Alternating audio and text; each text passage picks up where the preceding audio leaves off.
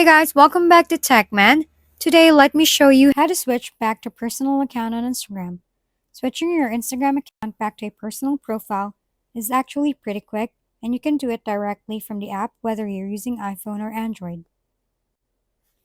Start by opening Instagram and heading to your profile by tapping the icon in the bottom right corner.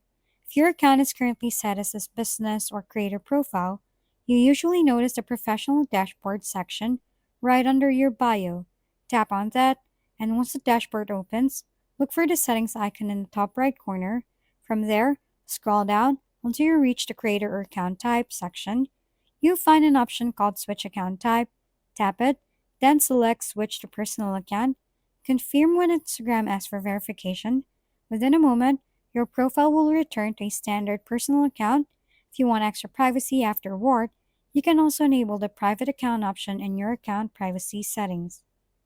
If we've been helpful, kindly give us a thumbs up and don't forget to hit the subscribe and bell button for more contents.